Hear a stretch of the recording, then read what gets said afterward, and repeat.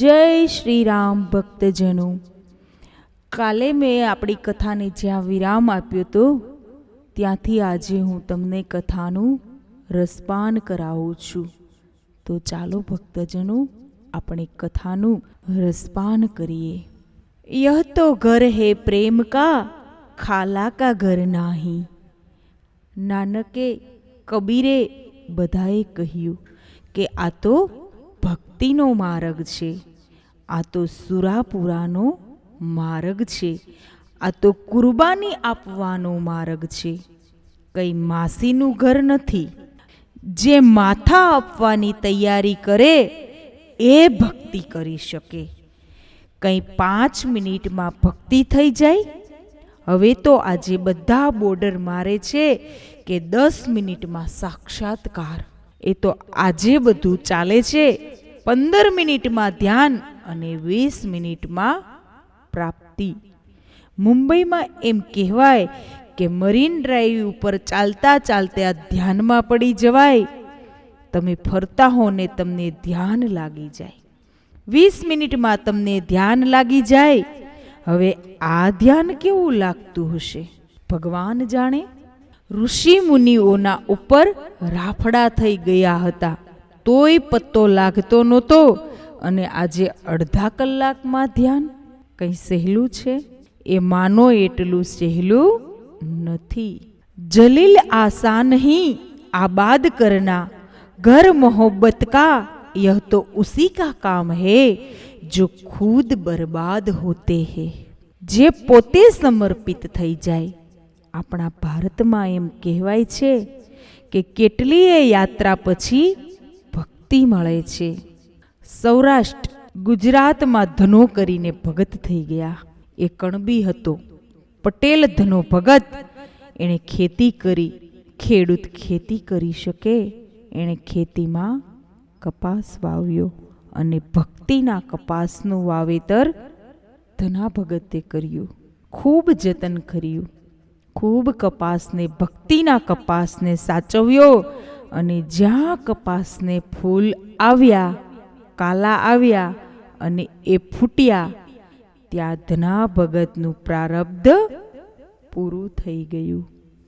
સ્વર્ગવાસ થઈ ગયો. ત્યાં દાદુ નામના સંત થયા અને દાદુએ ભક્તિના કપાસના કાલા ચૂંટી કપાસિયાથી જુદા પાડી એ ભક્તિના કપાસને પીંજી નાખ્યો અને પીંજીને ભક્તિનું રૂ બરાબર તૈયાર કર્યું. પુણીઓ પણ બનાવી નાખી. ત્યાં દાદુનું પ્રારબ્ધ પૂરું થઈ ગયું. ત્યાં કર્માબાઈ નામની એક ભક્ત સ્ત્રી થઈ. મહિલા હતી, વૃદ્ધ હતી. એમણે ભક્તિના કપાસની પૂણીઓ લઈ ભક્તિના કપાસને કાતી નાખ્યો અને એ કાંતીને જ્યાં તૈયાર કર્યો ત્યાં કર્માબાઈનું પ્રારબ્ધ પૂરું થઈ ગયું. ભક્તિના કપાસના સૂતરના કોકડા થઈ ગયા અને ત્યાં કબીર જન્મ્યા. એ વણકર હતા. એણે ભક્તિના કપાસના તાણાવાણા નાખી ને એની ચૂંદડી તૈયાર કરી.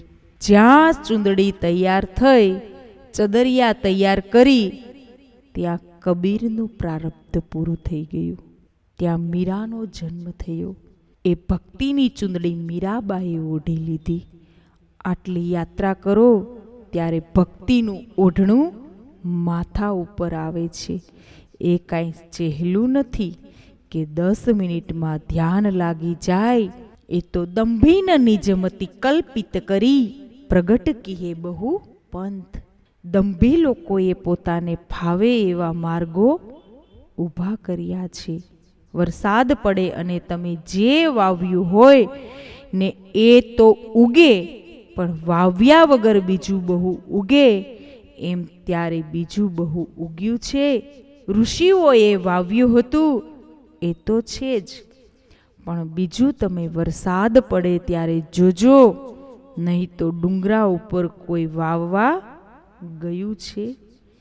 પણ બધી જગ્યાએ ઉગે, વાવો એ બહુ ઓછું ઉગે, પણ વાવ્યા વગરનું બહુ ઉગે એ નિયમ છે. અત્યારના કાળમાં આ વાવ્યા વગરનું બહુ ઉગ્યું છે. જો કે એનું આયુષ્ય બહુ ન હોય, તડકો પડે એટલે ખલાસ થઈ જાય, પણ ઉગ્યું છે બહુ. તુલસીદાસજીએ બરાબર લખી નાખ્યું છે. કેટલાક પંથો નીકળ્યા છે. કોઈ કહે આમ કરો, કોઈ કહે તેમ કરો, કોઈ કહે અહીં જાઓ અને કોઈ કહે ત્યાં જાઓ. માણસને ચૂથી નાખ્યો, માણસને વિખી નાખ્યો છે. બિચારાને ક્યાં જવું એ નક્કી નથી થતું. બધાને જેમ ફાવે એમ માર્ગો ઊભા કર્યા છે. મને સમજાતું નથી કે એક સનાતન ધર્મનો રાજમાર્ગ ઋષિઓએ આપ્યો. વૈદિક માર્ગ જે ઋષિ મુનિએ ઊભો કર્યો, આમાં હવે આમ જુદી જુદી કેડીઓ કરવાની શું જરૂર? ભીડમાં ચાલતું ફાવતું નથી. રાજમાર્ગ હોય ત્યાં તો ભીડ હોય ને. ભીડમાં આપણને કોઈ ઓળખે ન ઓળખે એના કરતાં નવી કેડી કરી હોય તો કોઈને પણ ખબર પડે કે આ ફલાણા ભાઈની કેડી છે. આવું શરૂ થઈ ગયું છે. સનાતન ધર્મના માર્ગ ઉપર મારો કહેવાનો અર્થ એ છે કે પરમેશ્વરનો માર્ગ છે. યુગોથી ભારતની સંસ્કૃતિએ જે માર્ગ આપ્યો છે, આપણે વિખાઈ ન જઈએ, આપણે ચૂથાઈ ન જઈએ, આપણે જુદા જુદા ન થઈએ. માટે એક માર્ગની જરૂર છે. કોઈએ આમ કર્યું અને કોઈએ તે વળી તેમ કર્યું, પાછું મળ્યું કાંઈ નહીં. કરુણા તો એ છે. મારો કહેવાનો સૂર ભક્તિનો એ તો બહુ કઠિન છે, બહુત કઠિન હે. એને માટે તો કુરબાની આપવી પડે છે, સમર્પણ કરવું પડે છે. નિંબાડામાં કેટલાય ખડકાઈ ગયા હતા, કેટલાય જેલમાં પુરાયા. મીરાને ઝેર પીવું પડ્યું. જીસસને જડી દીધા ક્રોસ ઉપર. મહમ્મદને હિજરત કરવી પડી. નાનકને લોકોએ ગાળો દીધી. બુદ્ધની પાછળ પથરા ફેંક્યા. મહાવીરના કાનમાં લોકોએ ખીલા ઠપકાર્યા. સોક્રેટિસને, સુકરાતને ઝેર પાઈ દીધું. જગતનો ઇતિહાસ લ્યો. ઈશ્વરને પામતા પહેલા કેટલી કુરબાનીમાંથી લોકો પસાર થયા. 51 રૂપિયા આપો અને બેડો પાર થઈ જાય. એ તો કેમનું હશે? ભગવાન જાણે કેમ પતતું હશે. મેં એક જણને પૂછ્યું કે આ પ્યાલો પીએ છે એટલે શું થાય? તો કહે સાક્ષાત્કાર થાય. બ્રહ્માના દીકરાને સ્વર્ગ છોડીને રઘુકુળનું પુરોહિત્ય કર્મ કરવા આવવું પડ્યું. રામની પ્રાપ્તિ માટે મૂર્ખ હતા. મારે તમને જે કહેવું છે તે એ કે ભારતીય સનાતન સંસ્કૃતિની, ભારતીય વૈદિક સંસ્કૃતિની વાત એ કે માણસ વિખાઈ ન જાય. એક મોટો માર્ગ છે ભારતીય સંસ્કૃતિનો. જુદા જુદા માર્ગો બહુ નીકળ્યા અને પાછું મળ્યું નહીં કાંઈ. કરુણા એ છે કે કાંઈ મળ્યું નહીં. મળવું તો જોઈએ ને. બધાએ વાતો જ કરી. અમદાવાદમાં એક માણસ ભૂલો પડ્યો. એણે બીજાને પૂછ્યું કે અબ દિલ્હી હાઈવે ક્યાં છે? 60 ફૂટ પોળો રસ્તો અને ત્યાં ગુજરાત હાઉસિંગ બોર્ડ જે મકાનો બાંધ્યા છે ત્યાં એક મારા સંબંધી રહે છે. તમે જરા મને માર્ગ આપશો કે ત્યાં કઈ રીતે પહોંચાય? એટલે પેલાએ કહ્યું કે અહીં ઊભા રહો, 1 મિનિટ હું તમને વિગતવાર સમજાવું. તમે પહેલે સીધા ચાલવા માંડો અને પછી 4 રસ્તા આવશે. એમાં જમણા હાથ તરફ તમે ટર્ન લઈ જાઓ અને સીધા જતા રહો જમણા હાથ તરફ. 5 મિનિટ ચાલશો ને એટલે વળી પાછો એક આડો રસ્તો આવશે. તેમાં ડાબા હાથ તરફ વળી જજો અને ડાબા હાથ તરફ સીધા જશો. 2 મિનિટ એટલે એક પ્રાઇમરી સ્કૂલ આવશે. સ્કૂલનો દરવાજો ખુલ્લો હોય તો એના કમ્પાઉન્ડમાંથી પાછળ જતા રહેજો, એટલે ત્યાં એક નાનો એવો બીજો રસ્તો આવશે. બસ એમ સીધા જમણા હાથ તરફ નીકળી જવું. પેલાએ કહ્યું, બહુત બહુત ધન્યવાદ. હું ઘણાને પૂછીને થાકી ગયો, પણ કોઈએ સરખું માર્ગદર્શન ન આપ્યું. પહેલાએ કહ્યું કે ઊભા રહો, હું તમને પાકું કરી દઉં. પછી જમણા હાથ તરફ ચાલવા માંડશો તો ખાલી લીમડાની લાઈન આવશે, વળી પાછા 4 રસ્તા આવશે. એમાં જ જમણા હાથ તરફ વળી જજો અને ત્યાં એક રિક્ષાનું સ્ટેન્ડ છે. બસ સીધા રિક્ષા સ્ટેન્ડની આગળ જતા રહો એટલે એક સિટી બસનો સ્ટોપ છે, અને પછી જમણા હાથ તરફ વળી જજો. પેલાએ કહ્યું કે બહુત બહુત ધન્યવાદ, તમારો ખૂબ ખૂબ આભાર. વળી પેલો કહે કે હજી વાર છે, ઊભા રહો. જમણા હાથ તરફ સીધા જશો એટલે પોલીસ ચોકી આવશે. પોલીસ ચોકીની બાજુમાંથી ડાબા હાથ તરફ ક્રિકેટનું મેદાન આવશે. ક્રિકેટ ગ્રાઉન્ડમાં સીધા નીકળી જાઓ એટલે સામે જનરલ હોસ્પિટલ, અને જનરલ હોસ્પિટલની પાછળ ગયા એટલે એક નાની ગલી આવશે. ત્યાં રામ વિજય હિન્દુ હોટલ છે. એની બાજુના ખાંચામાં જશો એટલે એક કુલ્ફીનું કારખાનું આવશે. પેલો કહે, આ નકશો હવે મારા મગજમાં રહ્યો નથી કે શરૂઆત ક્યાંથી કરવી. અને ત્યાંથી તમે જેવા આગળ નીકળશો એટલે 60 ફૂટ પહોળો રસ્તો આવશે. એમાં 3 માળના મકાનો બંને બાજુએ ઊભા હશે, એક સરખા. એમાં 8મા નંબરનું મકાન, વચ્ચેને માળે તમે 12મા નંબરનો બ્લોક, એ તમારા કુટુંબીનું ઘર. પેલાએ કહ્યું, બહુત બહુત શુક્રિયા, અબ મેં જાઉં. કહે, ત્યાં જવાનો કોઈ અર્થ નથી, કેમ કે તમારા એ સંબંધીતો 1 વર્ષ પહેલા મકાન વેચીને જતા રહ્યા છે. હવે એ સંબંધી મકાન વેચીને જતો રહ્યો હતો તો પછી આટલો બધો નકશો કરવાની શું જરૂર હતી? બધાએ માર્ગો બતાવ્યા. કોકે કીધું ડાબો વળી દે જા, કોકે કીધું જમણો વળીને જા. આ રીતે કોકે કહ્યું આમ પલોઠી વાળી જા, અને કોકે કહ્યું આમ નાક બંધ કરી દે, અને કોકે કહ્યું આમ આંખો વીંચી જા, અને કોકે કહ્યું આમ ઘૂંટણો ટેકવીને સૂઈ જા.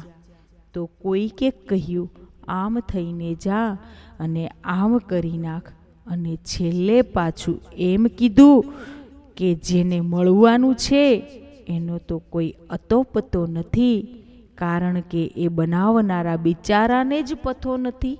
સવાલ એ છે, દંભીન નિજમતી કલ્પિત કરી. રાજમાર્ગ ઉપર આ જાઓ ભાઈ, વિક્ષિપ્ત મત હો, તૂટો મત, જૂઠ જાઓ. ભારતીય સંસ્કૃતિની આ માગ છે. અમારે ખાસ કહેવું જોઈએ કે જૂડ જાઓ, બિલગ મિલગ મત હો જાઓ, टूट जाओ, खत्म हो जाएंगे. संगठित थवानी जरूर छे. આજે બધા જુદા જુદા બિલગ બિલગ હોતે જા રહે હે. આવું બનતું જાય છે.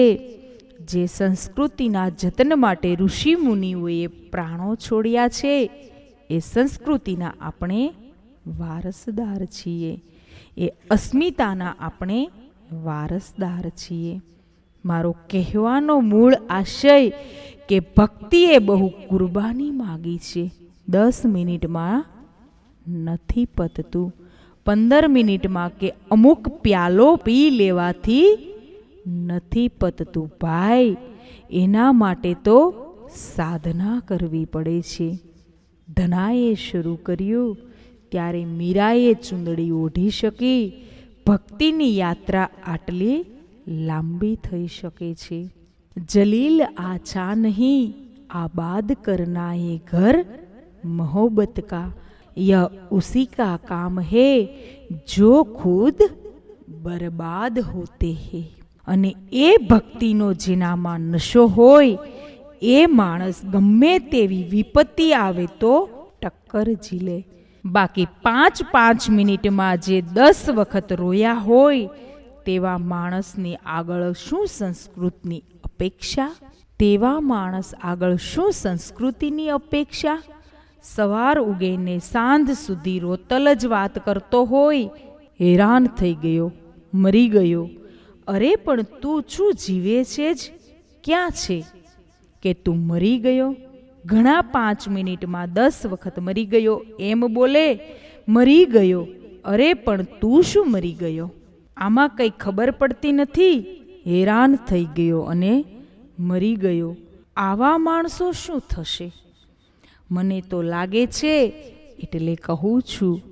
મેં નૈરોબીમાં, અહીંયા લંડનમાં પણ કહ્યું કે આવું બોલનારા હોય ને એને એક સ્ટીમરમાં બેસાડીને ક્યાંક દરિયામાં મોકલી દો, એને ખાવા પીવાની સગવડ આપો, એની પાસે ત્યાં ટીવી મૂકી દો અને કહો કે તમે અહીં ટીવી જોયા કરો, તમે અહીંયા રહો. મહેરબાની કરીને કાગળ લખશો નહીં તમારા છોકરાને, કારણ કે કાગળ લખશો તોય તે તમે 2 જણાને બગાડશો. એટલે તમે ત્યાં આરામ કરો. આવા માણસોની સમાજને કોઈ જરૂર નથી. અને સમાજ કરતાંય જ્યારે આપણા દેશની સંસ્કૃતિની વાત કરું છું ત્યારે ગંગાના દેશની સંસ્કૃતિ માટે તો આવા લોકોની કાંઈ જરૂર જ નથી. ક્યાં જરૂર થે ઇન લોગો કી? એવા વીર પુરુષોની જરૂર છે જે માનવીના હાથમાં લોહી રમતા હોય. સંસ્કૃતિ માટે પંજાબનો ઇતિહાસ લો, દિવાલમાં જીવતા ચણાઈ ગયા છે ભાઈ. ત્યારે સંસ્કૃતિ ટકી છે. બાપને છોકરા વહાલા નહોતા એમ નહીં, પણ જોઈ લો શીખ સંપ્રદાયને જીવતા ચણાઈ ગયા પણ સંસ્કૃતિનું જતન કર્યું. પંગુ ચડે હે ગિરિબર ગહન. મારા જીવનમાં પર્વત જેવડા દુઃખ આવશે તોય પ્રભુ તારી કૃપા હશે તો હું એને પાર કરી જઈશ. એક વિશ્વાસ પેદા થાય.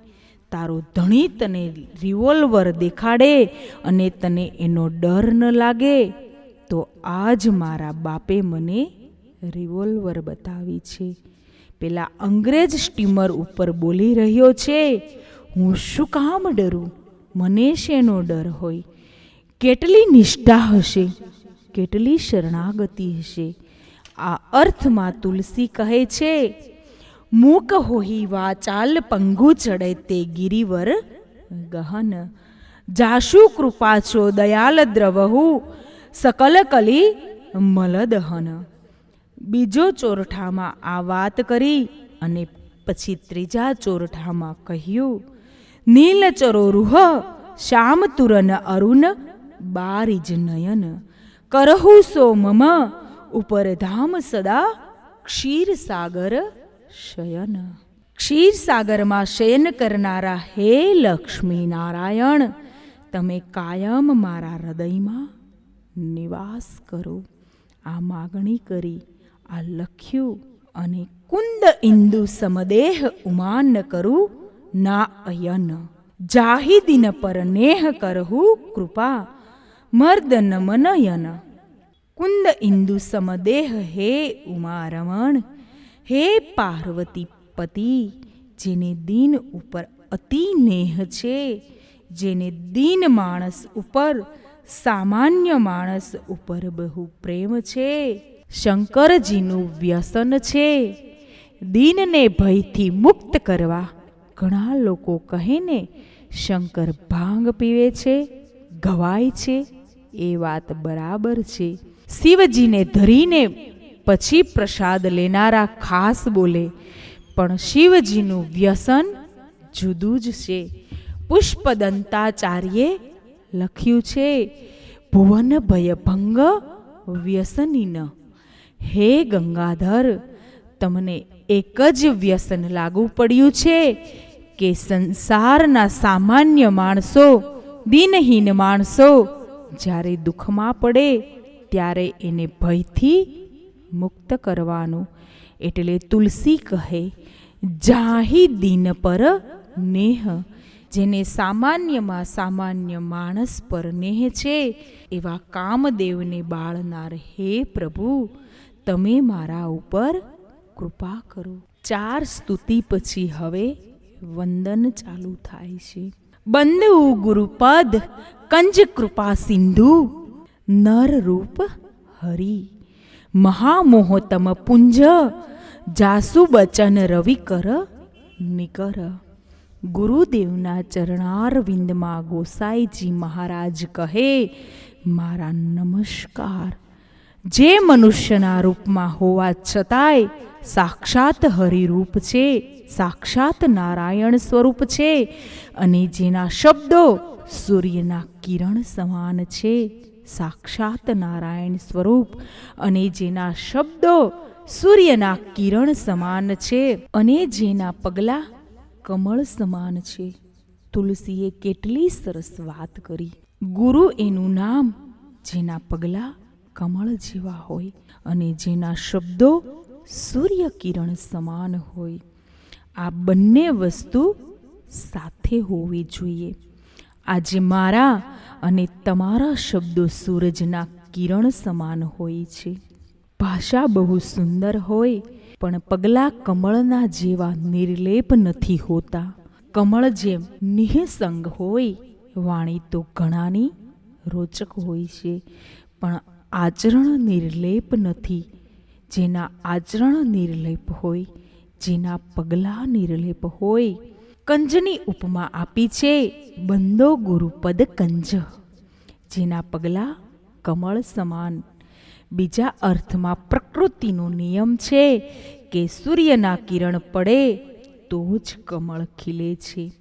એટલે કે જેની વાણીમાં શબ્દ પ્રમાણે જેના પગલાંના કમળ ખીલે છે, વાણી પ્રમાણે જેના પગલાં ઉઠે છે, જેની વાણી અને વક્તૃત્વ બંને એક થઈ જાય, એ માણસ સદગુરુ બની શકે, એ માણસ ધન્ય બની શકે.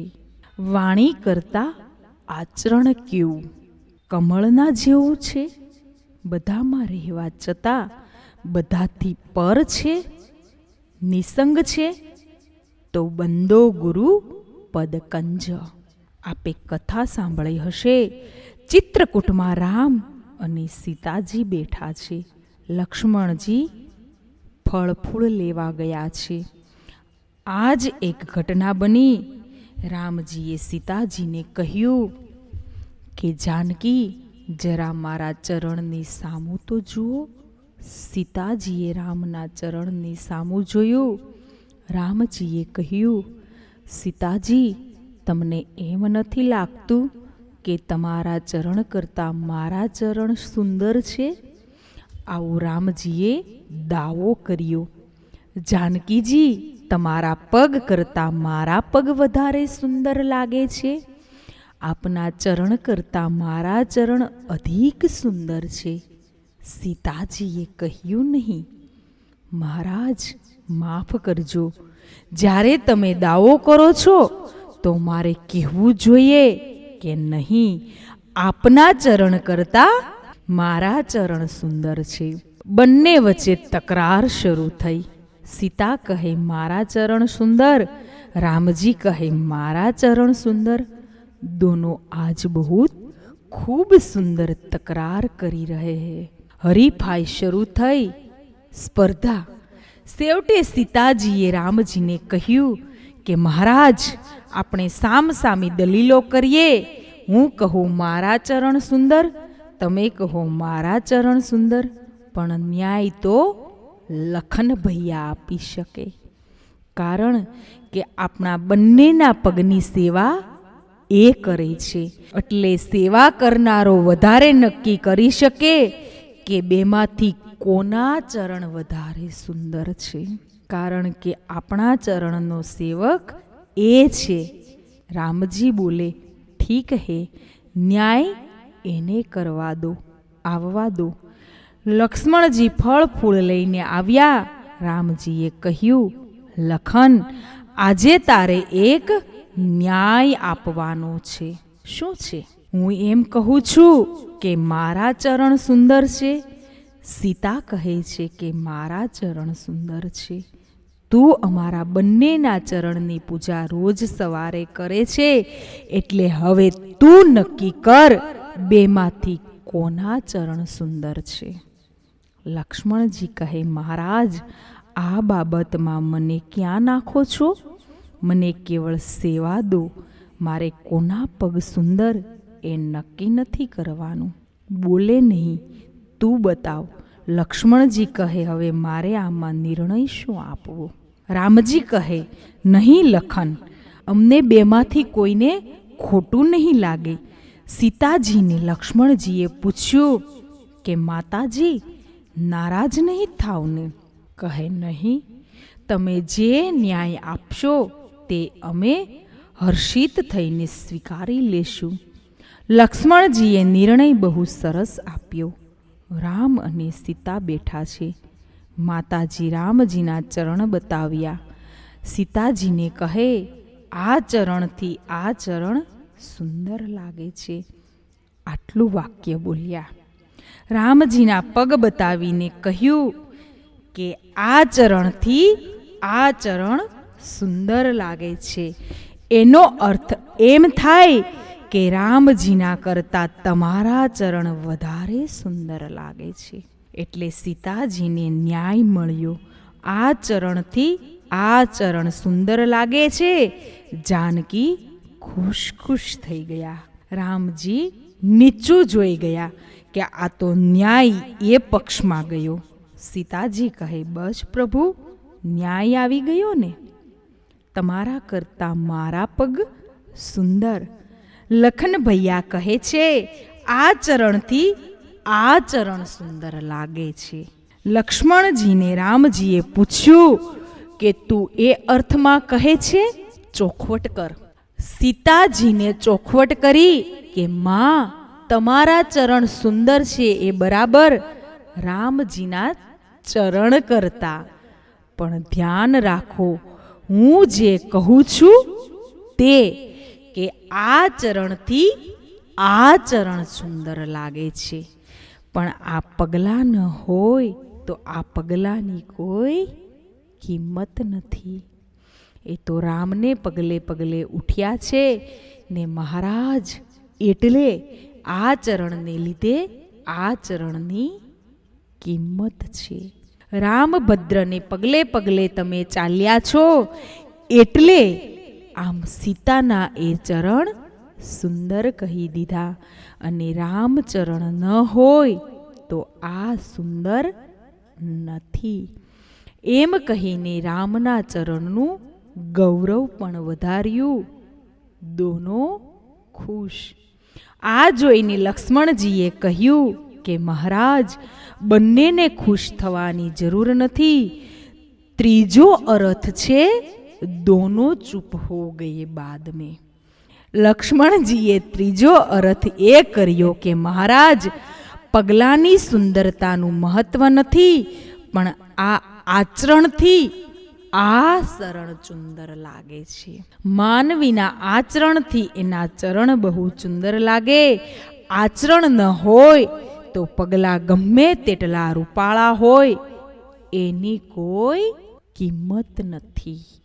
ભલે ચંદન લગાડો કે કંકુ લગાડો, પણ આચરણથી આચરણ સુંદર લાગે. મહારાજ, જેવું બોલો છો ને, પ્રાણ જાવું બરું બચન ન જાય, એવું પાળો છો, માટે આ પગલાં સુંદર લાગે છે.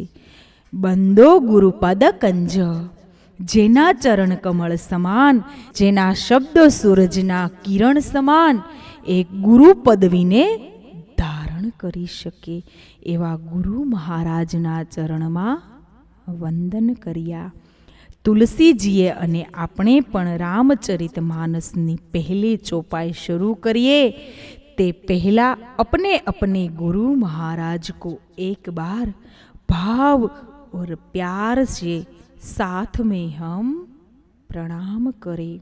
गुरु ब्रह्मा गुरु विष्णु गुरु देवो महेश्वरम, गुरु साक्षात परम ब्रह्म तस्मै से गुरु देव नमः। अखंड मंडलकारम व्याप्ते सचराचर तत्पद दर्शित एन तस्मै श्री गुरुदेवे नमः। ध्यानमूलः गुरुमूर्ति, पूजामूलम गुरु परदम, मंगलमूल गुरुवाक्यम, मोक्षमूलम गुरु कृपा। શિષ્યના હૃદયમાં સાત્વિક ભક્તિનું સર્જન કરવામાં ગુરુ બ્રહ્મા છે. શિષ્ય અને સાધકના હૃદયમાં ભક્તિ અને સાત્વિકતાની સૃષ્ટિ રચાણી હોય એને ટકાવી રાખવા એનું પાલન કરવામાં ગુરુ વિષ્ણુ છે. અને શિષ્ય અને સાધકના હૃદયમાં અહંકારની સૃષ્ટિ નિર્માણ થાય તો એનો અહંકાર કરવામાં ગુરુ ભગવાન શંકરનું સ્વરૂપ ધારણ કરે છે. માટે ગુરુ બ્રહ્મા ગુરુ વિષ્ણુ ગુરુ દેવો મહેશ્વર આમ કહીને ગુરુની વંદના ભારતીય સંસ્કૃતિએ કરી છે.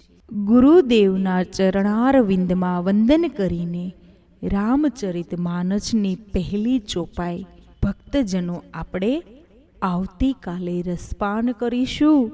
આજે મારી કથાને અહીંયા વિરામ આપું છું. જય શ્રી રામ.